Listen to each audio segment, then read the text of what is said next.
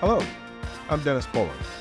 One of my favorite parts about being president and CEO of Virtua Health is getting to know our colleagues and the many ways they are here for good. Each person contributes to healthy communities, and each person has a story to tell. Let's meet one. So, Kara, thank you for joining us for this edition of Here for Good. Thank you for having me, Dennis. I'm very excited. So, I know you've been around Virtua for quite some time, but I didn't realize you are now celebrating sort of a special anniversary. How many years has it been?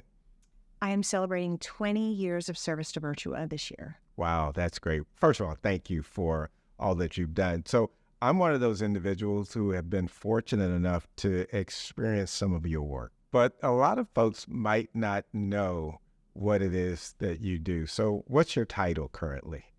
My current title is Senior Facilities Project Manager. I work for the real estate and development team. And what we do is renovate, construct, and maintain properties. Are there any particular projects that you're extremely proud of, or just one that sort of stands out for you? The biggest one would absolutely have to be the Voorhees replacement project. Back then, it was still greenfield. Greenfield means it's an undeveloped parcel of land. So it was a brand new construction. Brand new construction, ground up. Here we go. We are building a replacement facility for our existing Voorhees Hospital. And I can imagine how exciting that is, because not many people in their entire careers have an opportunity to go through something like that. The building of a new hospital just doesn't happen every day. So I can imagine that was pretty exciting and something that really energized you for quite some time. You're really one of not very many who gets to experience an opportunity such as that. So with that, if I may tell you about a second project that I'm... You can tell me about the second one.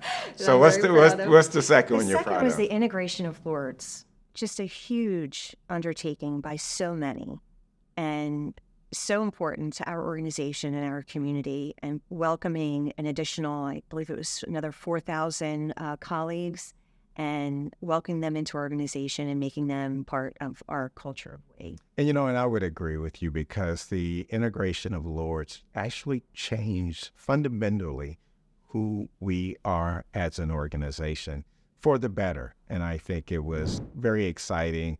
I remember July 1st, 2019, like it was yesterday. So absolutely. It feels like it was yesterday. You mentioned how exciting being part of the Lourdes integration. And as I mentioned, it really did sort of change who we were as an organization.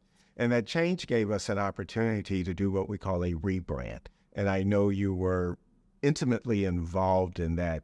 Share with our listeners how important and what that meant to you to really have a hand in the rebranding of our organization. Shortly after we integrated Lourdes into our organization, we announced a rebrand in October of 2019. The rebrand is where we arrived at our brand promise. And our brand promise was to be here for good. And so we had to visually express that as well, in terms of our signage, in terms of our color palette, all of the things that were sort of consumer facing. And you had a hand in that.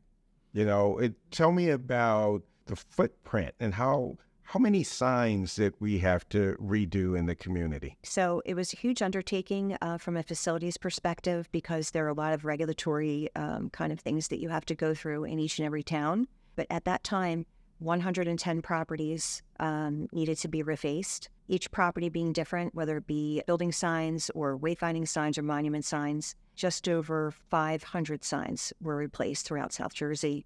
When they received their reface of the signage on their property, they were just so thrilled. They feel, just like I believe most of us do, that our rebranding is warm and inviting, and it really does deliver a message and a feeling to the community. A lot of people don't realize that our signs, our rebrand, it's a shortcut to expressing who we are.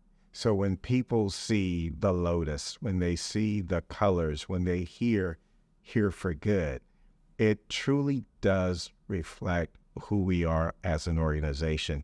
So that work was critical and very important. and I think accomplished exactly what we were hoping for it to accomplish. So thank you for doing that. Thank you very much. It absolutely triggers a feeling, and I am so grateful to be part of it. In the department you're in now, you have a group of colleagues that are part of a bowling league, which I got to tell you, I was a little disappointed that I, one, didn't get invited to be on the team, or two, have not even been invited to come and watch. But tell me about the dynamics there and what makes that so special. When we saw in our communication from the marketing team that a bowling league was going to happen, I became very excited, and I thought, "Oh, wouldn't this be fun? This is a great team building exercise and an opportunity to, see colleagues from all over the organization." Right. It's all about socializing and, Right. and being together for just a couple of hours after work. And I'm very proud to say that we finished second place. Gutter fingers, we did it. One of the great things about this particular podcast, it gives me an opportunity to get a small peek inside of the life of some of our colleagues. Tell me about what's important to you away from work. What do you, spend some of your personal time doing, and what is it that sort of refuels you? Refueling definitely occurs when I get to spend time with my family. We're very tight-knit. My children are very important to me. I have two adult children. My eldest son is a director of photography, and our daughter, Olivia, is a young adult with special needs, unfortunately, epilepsy. So I spend a lot of my time advocating for her and planning as independent a life as possible for her. Is there anything that you would, when you have an opportunity to share with folks, particularly about something that can be really life-altering like that, what do you typically want people to know? People who had the ability to support her in the community, should she have a seizure while she's away from my husband or I, that it was kind of slim pickings, that there were home health aides that had never had exposure to persons with epilepsy, that people are very fearful of people with epilepsy, and it's understandable because it's scary. But is it something we can be trained for, like we're trained in CPR and other life-saving types of skills? Supporting a person with epilepsy, you do not have to be a nurse or a doctor. You don't have to go to school to do that. You can go on the Epilepsy Foundation of America's website, and there are brief videos that show you how to support a person who's having an active seizure in public. Is there anything that we can do as an organization to encourage people to have this knowledge? I usually just point people to a link to the Epilepsy Foundation of America, but if Virtua could somehow post those, that I would certainly be appreciative of that. Well, I'll ask my bosses and see if that's something that we can make happen. But that's what being here for good is all about, taking care of our community and making sure that our colleagues are put in the best possible position to do just that. I think it's great that it's something that you are passionate about and your family is committed to, and I will see what we can do to support that as well. Thank you. And on January 26th is a big day for persons with epilepsy, as there are 1 in 26 persons with epilepsy. Wow. So if people could just be aware, on January 26th, click a link on the video and wear purple. Before we end, I want to go back to where we started our conversation. There are many of our colleagues are fortunate to have a long tenure like yourself. Start in one area, you develop new skills, and then you pursue a new path. What advice would you give to a colleague who might be trying to map out their own career? Well, it's always with help, of course. It's a giant team. It's a big boat. We're all rowing together. And Virtua has always been really wonderful, and it's one of the biggest reasons why I've just considered myself a lifer, is that Virtua always has something to offer with regard to opportunity and education. You can always further your education using tuition reimbursement.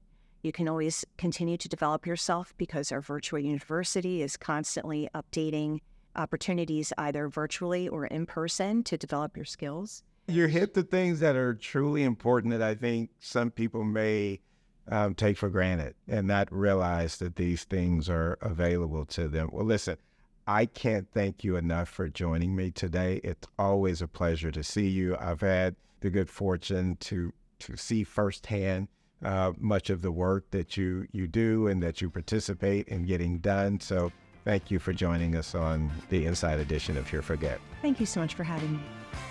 once again, we'd like to wrap up yet another exciting edition. Stay tuned, and as always, we look forward to seeing you again.